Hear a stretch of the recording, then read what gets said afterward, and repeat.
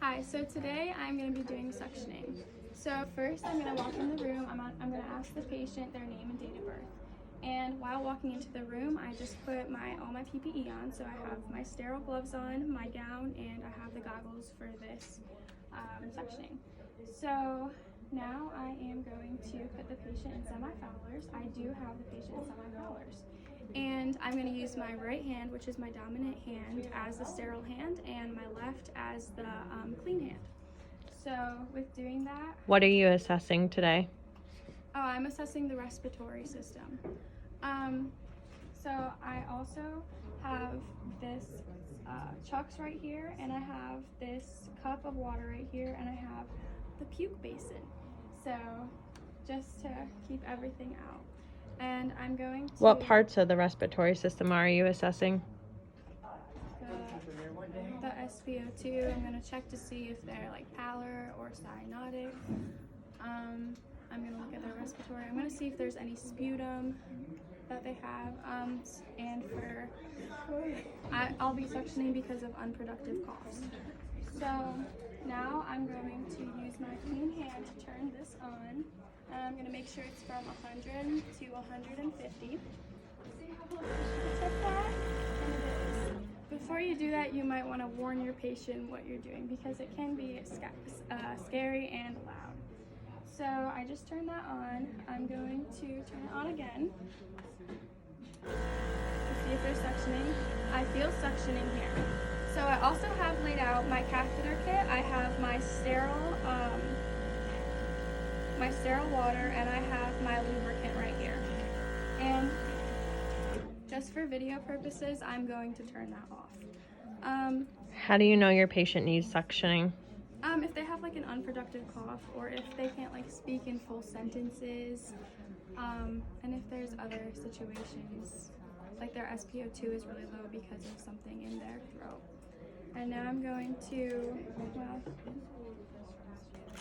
take this out with my sterile hand. Didn't mean to do that. And I'm going to pour this in with my clean hand. This is the sterile water, and I already checked the expiration dates on this. All right. And now I'm going to put the catheter into this right here. And then I'm going to put the suction on again. At this time, I would probably have the suctioning on the whole entire time, but just because I want to be loud enough, I turn it off. So I'm turning it back on, and I'm going to suction right here just to flush the system out. And see, I have my clean hand on the suctioning right here. All right, now I'm going to tell the patient what I'm going to be doing. I am putting this in lubricant right here. And before I put it in lubricant, I was supposed to be measuring from the nose to the ear to the neck. And I have to be careful that I don't mess up sterile technique with that. And I got about 20. So now I'm going to tell the patient what I'm going to be doing, and I'm going to put it in his...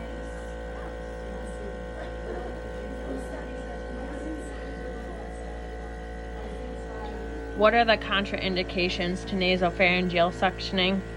And I'm going to have the patient sip the water as I put it in. But now I'm just taking it out because it was 15 seconds.